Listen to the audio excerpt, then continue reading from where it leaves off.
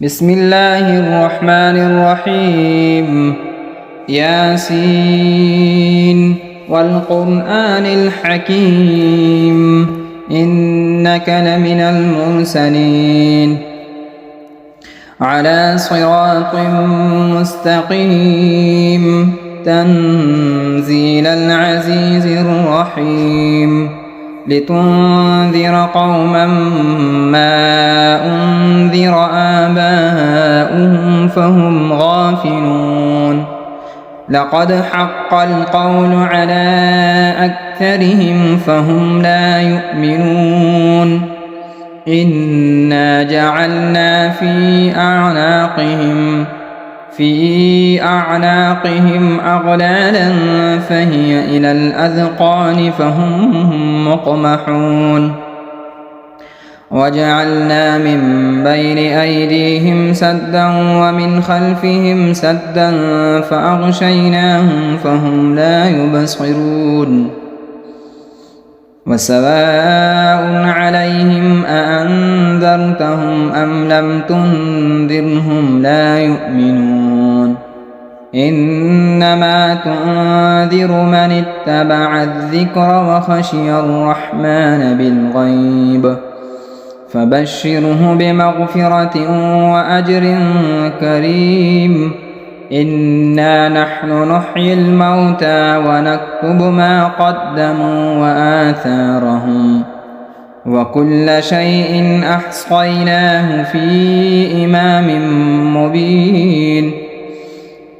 واضرب لهم مثلا أصحاب القرية إذ جاءها المرسلون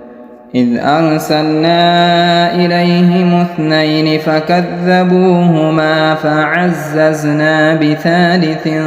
فقالوا إنا إليكم مرسلون قالوا ما أنتم إلا بشر مثلنا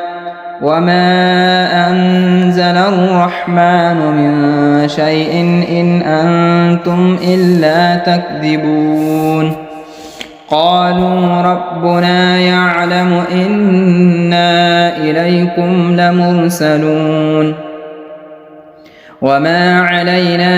إلا البلاغ المبين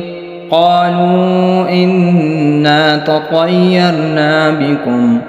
لئن لم تنتهوا لنرجمنكم وليمسنكم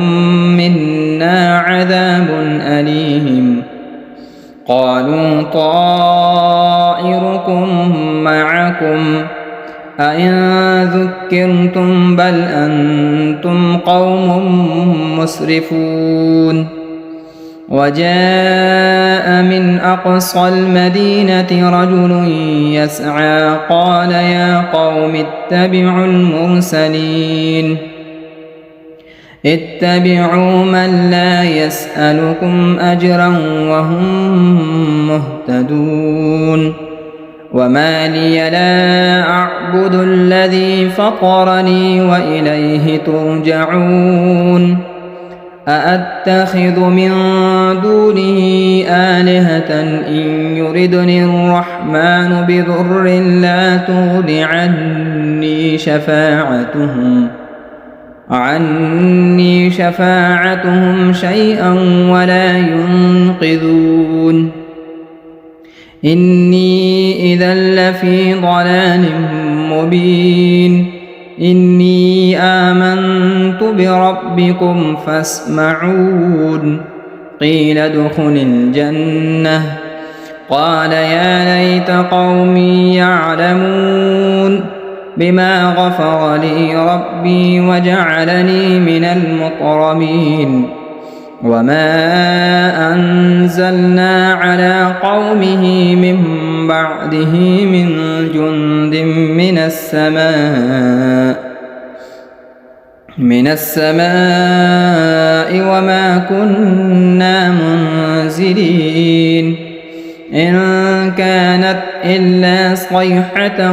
واحدة فإذا هم خامدون يا حسرة على العباد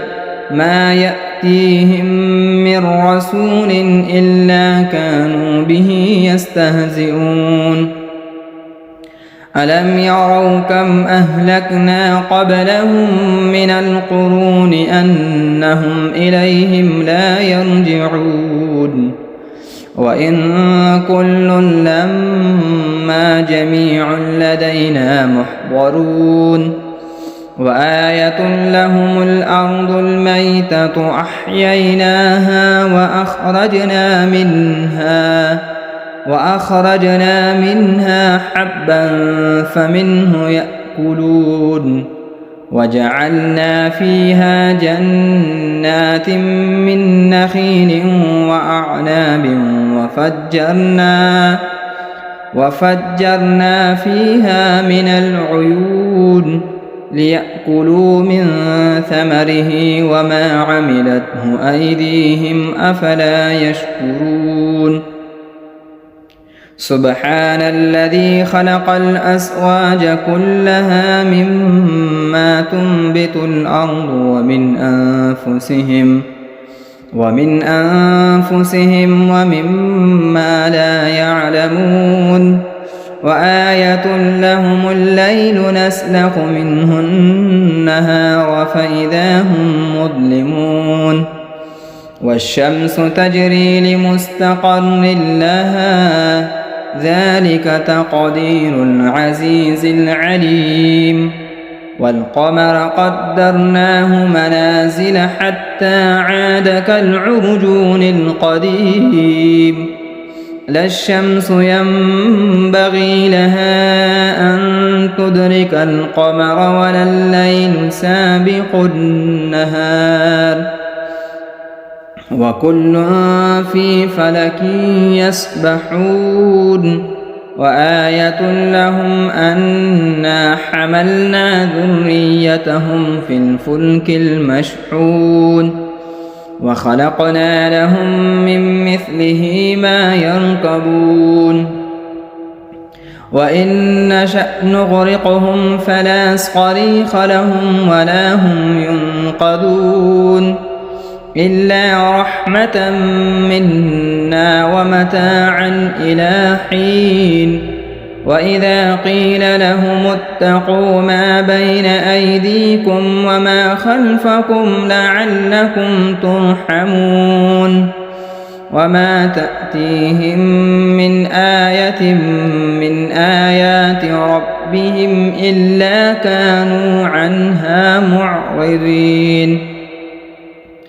وإذا قيل لهم أنفقوا مما رزقكم الله قال الذين كفروا للذين آمنوا أنطعم من لو يشاء الله أطعمه إن أنتم إلا في ضلال مبين ويقولون متى هذا الوعد إن كنتم صادقين ما ينظرون إلا صيحة واحدة تأخذهم وهم يخصمون فلا يستطيعون توصية ولا إلى أهلهم يرجعون ونفخ في الصور فإذا هم من الأجداث إلى ربهم ينسلون قالوا يا ويلنا من بعثنا من مرقدنا هذا ما وعد الرحمن وصدق المرسلون إن كانت إلا صيحة واحدة فإذا هم جميع لدينا محضرون فاليوم لا تظلم نفس شيئا ولا تجزون إلا ما كنتم تعملون إن أصحاب الجنة اليوم في شغل فاكهون هم وأزواجهم في ظلال على الأرائك متكئون لهم فيها فاكهة ولهم ما يدعون سلام قولا من رب رحيم وامتازوا اليوم أيها المجرمون ألم أعهد إليكم يا بني آدم ألا تعبدوا الشيطان إنه لكم عدو مبين وأن اعبدوني هذا صراط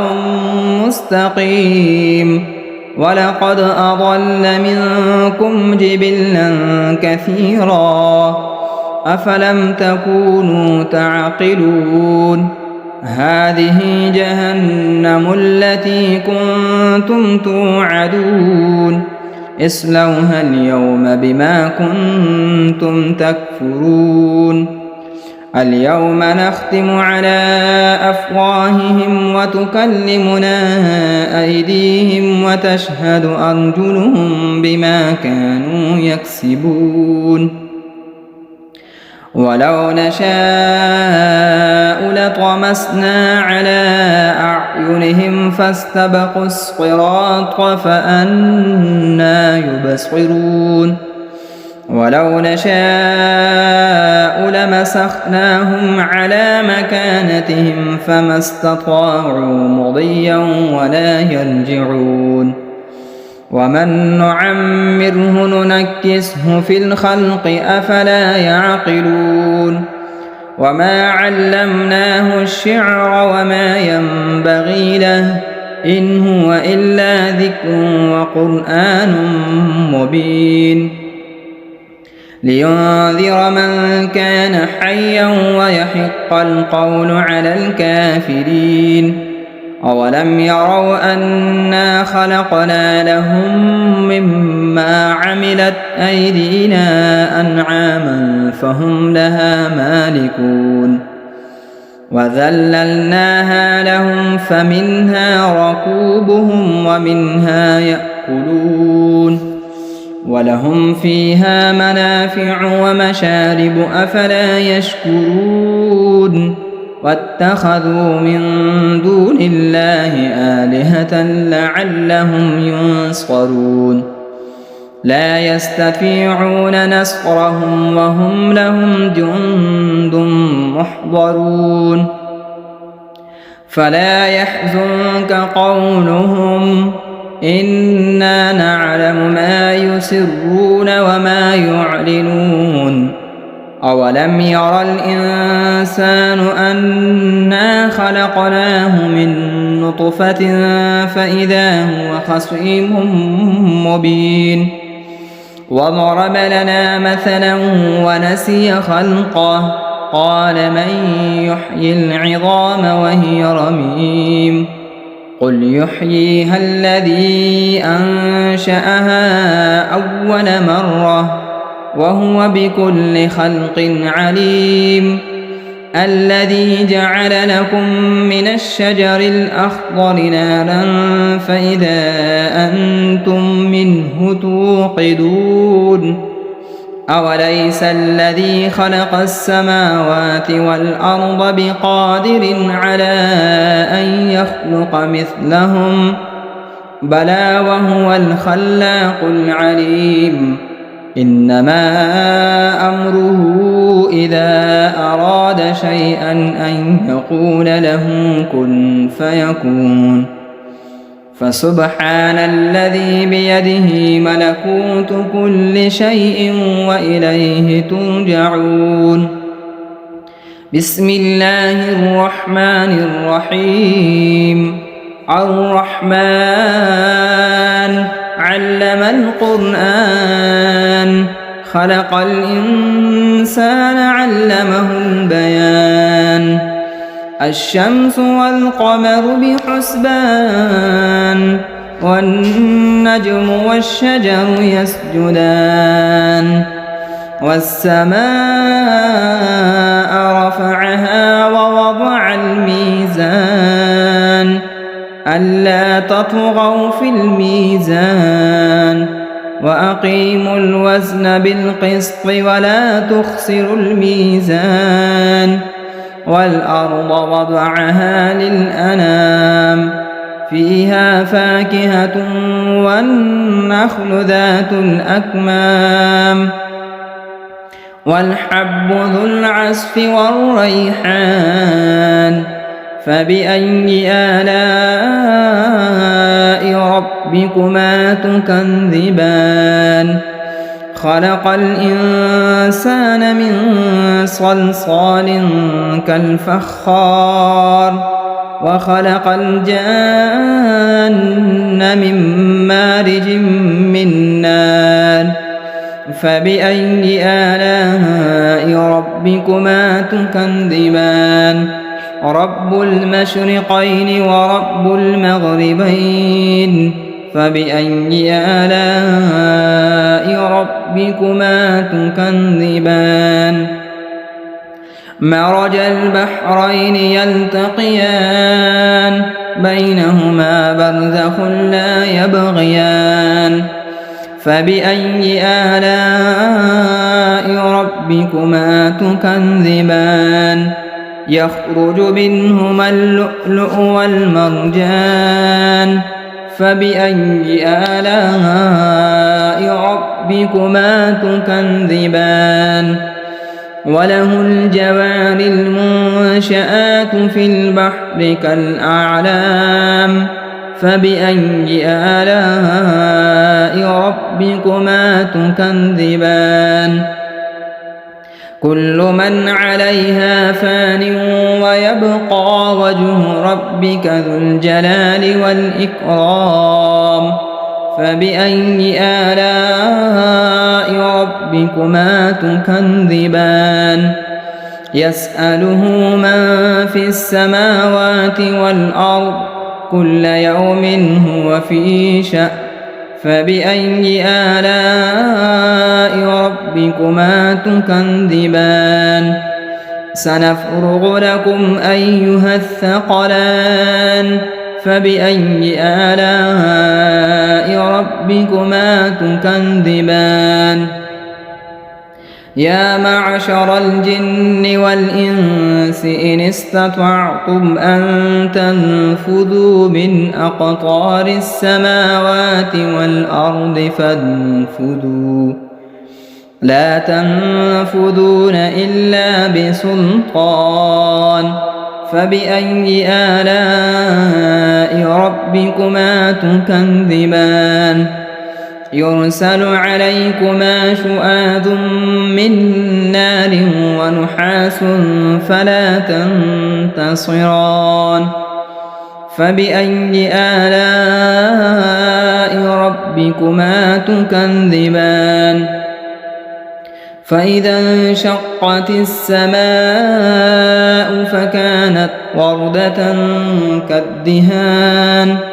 فبأي آلاء ربكما تكذبان فيومئذ لا يسأل عن ذنبه إنس ولا جان فبأي آلاء ربكما تكذبان يعرف المجرمون بسيماهم فيؤخذ بالنواصي والأقدام فبأي آلاء ربكما تكذبان هذه جهنم التي يكذب بها المجرمون يطوفون بينها وبين حميم آن فبأي آلاء ربكما تكذبان ولمن خاف مقام ربه جنتان فبأي آلاء ربكما تكذبان ذواتا أفنان فبأي آلاء ربكما تكذبان فيهما عينان تجريان فبأي آلاء ربكما تكذبان فيهما من كل فاكهة زوجان فبأي آلاء ربكما تكذبان متكئين على فرش بطائنها من استبرق وجنى الجنتين دان فبأي آلاء ربكما تكذبان فيهن قاصرات الطرف لم يطمثهن إنس قبلهم ولا جان فبأي آلاء ربكما تكذبان كأنهن الياقوت والمرجان فبأي آلاء ربكما تكذبان هل جزاء الإحسان إلا الإحسان فبأي آلاء ربكما تكذبان ومن دونهما جنتان فبأي آلاء ربكما تكذبان مدهامتان فبأي آلاء ربكما تكذبان فيهما عينان نضاختان فبأي آلاء ربكما تكذبان فيهما فاكهة ونخل ورمان فبأي آلاء ربكما تكذبان فيهن خيرات حسان فبأي آلاء ربكما تكذبان حور مقصورات في الخيام فبأي آلاء ربكما تكذبان لم يطمثهن إنس قبلهم ولا جان فبأي آلاء ربكما تكذبان متكئين على رفرف خضر وعبقري حسان فبأي آلاء ربكما تكذبان تبارك اسم ربك ذي الجلال والإكرام بسم الله الرحمن الرحيم إذا وقعت الواقعة ليس لوقعتها كاذبة خافضة رافعة إذا رجت الأرض رجا وبست الجبال بسا فكانت هباء منبثا وكنتم أزواجا ثلاثا فأصحاب الميمنة ما أصحاب الميمنة وأصحاب المشأمة ما أصحاب المشأمة والسابقون السابقون أولئك المقربون في جنات النعيم ثلة من الأولين وقليل من الآخرين على سرر موضونة متكئين عليها متقابلين يطوف عليهم ولدان مخلدون بأكواب وأباريق وكأس من معين لا يصدعون عنها ولا ينزفون وفاكهة مما يتخيرون ولحم طير مما يشتهون وحور عين كأمثال اللؤلؤ المكنون جزاء بما كانوا يعملون لا يسمعون فيها لغوا ولا تأثيما إلا قيلا سلاما سلاما وأصحاب اليمين ما أصحاب اليمين في سدر مخضود وطلح منضود وظل ممدود وماء مسكوب وفاكهة كثيرة لا مقطوعة ولا ممنوعة وفرش مرفوعة إنا أنشأناهن إنشاء فجعلناهن أبكارا عربا أترابا لأصحاب اليمين ثلة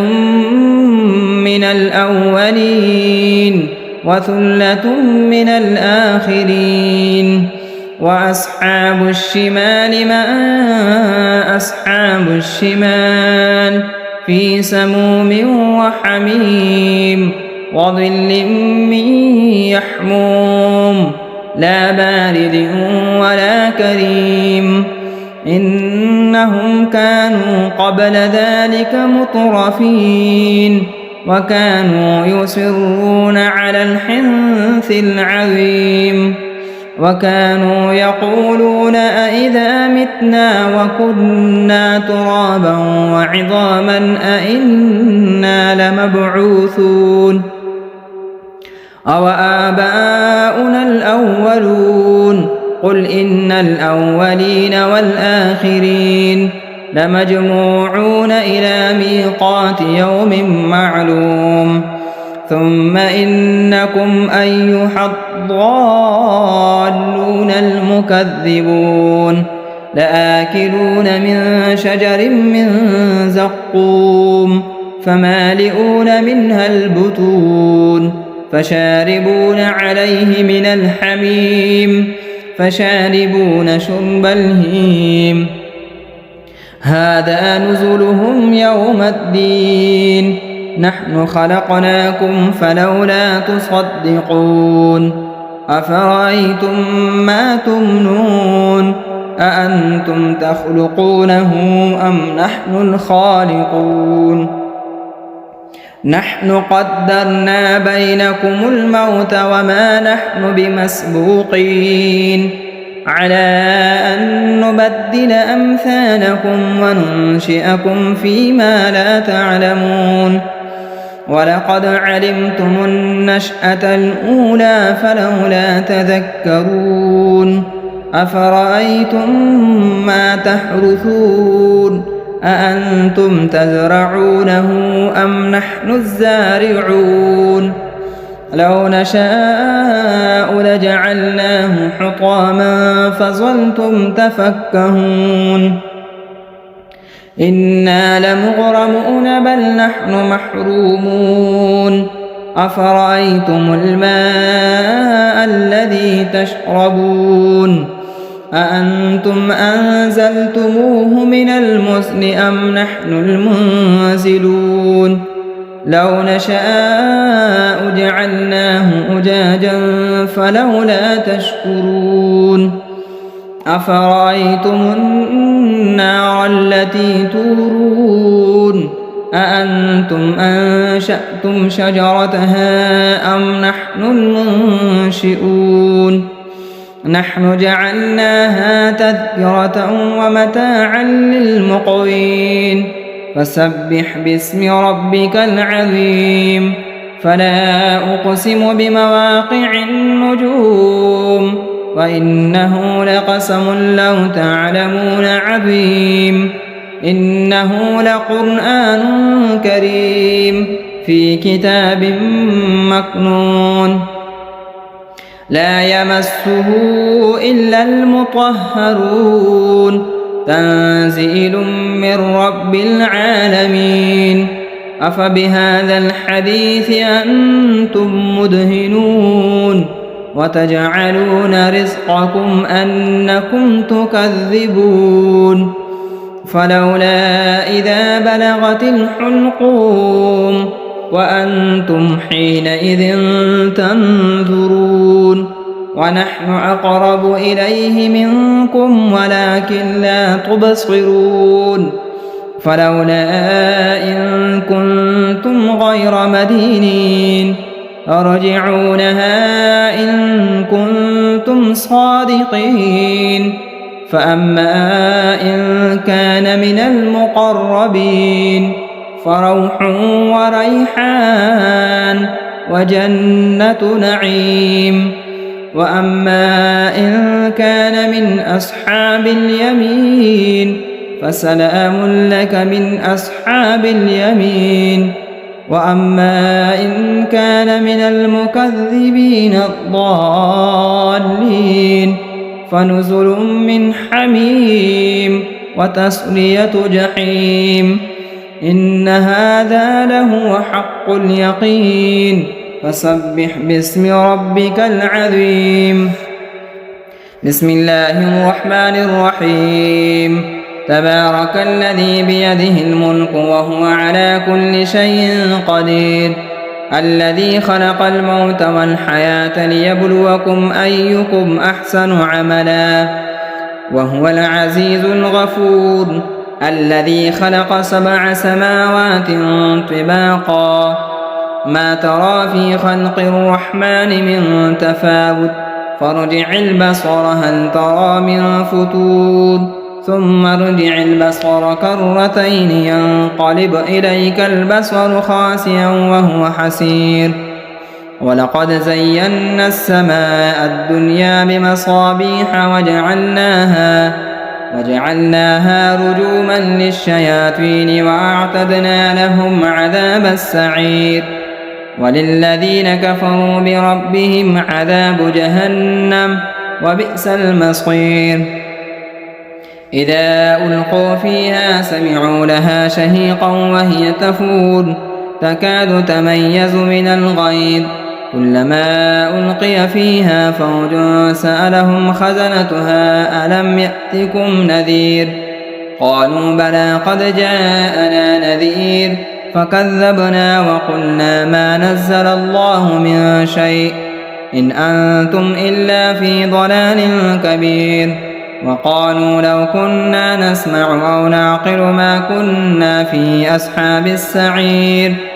فاعترفوا بذنبهم فسحقا لأصحاب السعير إن الذين يخشون ربهم بالغيب لهم مغفرة وأجر كبير وأسروا قولكم أو اجهروا به إنه عليم بذات الصدور ألا يعلم من خلق وهو اللطيف الخبير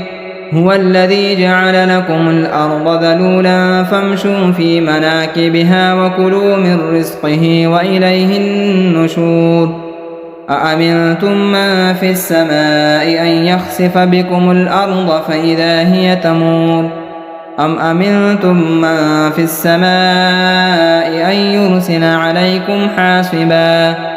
فستعلمون كيف نذير ولقد كذب الذين من قبلهم فكيف كان نكير أولم يروا إلى الطير فوقهم صافات ويقبض ما يمسكهن إلا الرحمن إنه بكل شيء بصير أمن هذا الذي هو جند لكم ينصركم من دون الرحمن إن الكافرون إلا في غرور أمن هذا الذي يرزقكم إن أمسك رزقه بل لجوا في عتو ونفور أفمن يمشي مكبا على وجهه أهدى أمن يمشي سويا على صراط مستقيم قل هو الذي أنشأكم وجعل لكم السمع والأبصار والأفئدة قليلا ما تشكرون قل هو الذي ذرأكم في الأرض وإليه تحشرون ويقولون متى هذا الوعد إن كنتم صادقين قل إنما العلم عند الله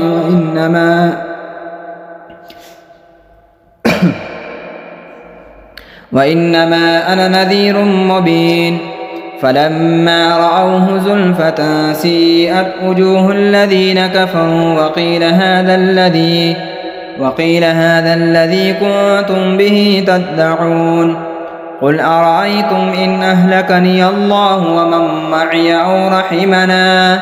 فمن يجير الكافرين من عذاب أليم قل هو الرحمن آمنا به وعليه توكلنا فستعلمون من هو في ضلال مبين قل أرأيتم إن أصبح ماؤكم غورا فمن يأتيكم بماء معين صدق الله مولانا العظيم.